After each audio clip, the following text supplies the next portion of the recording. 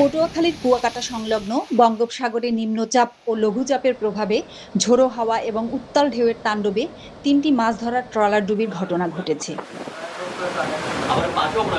এ ঘটনায় অন্তত ১৩ জেলে নিখোঁজ রয়েছে। এছাড়া আরও অন্তত ৫টি ট্রলার ক্ষতিগ্রস্ত হয়েছে। বিষয়টি নিশ্চিত করেছেন মহিপুর মৎস্য আড়ত মালিক সমিতির ভারপ্রাপ্ত সভাপতি রাজু আহমেদ রাজা। তিনি জানান, বুধবার দুপুর ১টার দিকে চরবিজয় সংলগ্ন বঙ্গোপসাগরে ৬ জেলে নিয়ে একটি ছোট মাছ ধরার ট্রলার ডুবে যায়। এ ঘটনায় ট্রলারের মালিক মাসুদ মাঝি উদ্ধার হলেও এখনো নিখোঁজ রয়েছেন ৫ জেলে।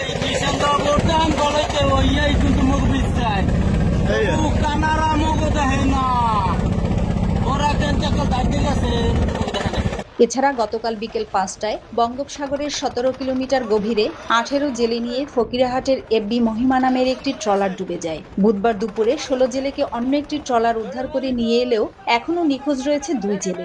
উদ্ধার হওয়া জেলেদের মধ্যে ৪ জনকে গুরুতর আহত অবস্থায় কলাপাড়া উপজেলা স্বাস্থ্য কমপ্লেক্সে ভর্তি করা হয়েছে। বাকি জেলেরা প্রাথমিক চিকিৎসা নিয়ে বাড়িতে চলে গেছেন।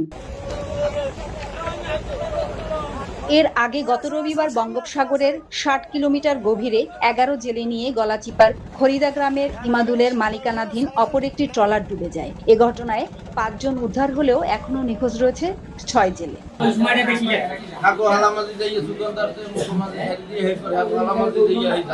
এদিকে কুয়াকাটা সমুদ্র সৈকতের গঙ্গামতি এলাকা থেকে এক অজ্ঞাত জেলের মরদেহ উদ্ধার করেছে কুয়াকাটা নৌপুলিশ। মঙ্গলবার বিকেলে স্থানীয়দের মাধ্যমে খবর পেয়ে ঘটনাস্থলে পৌঁছে মরদেহটি উদ্ধার করা হয়। পুলিশ জানায়, উদ্ধার হওয়া মরদেহটির বয়স আনুমানিক ৩৫ থেকে ৪০ বছর। তার পরনে একটি কালো প্যান্ট ও গেঞ্জি ছিল। গেঞ্জিতে বাংলাদেশ ইসলামী যুব আন্দোলন চট্টগ্রাম মহানগর লেখা রয়েছে।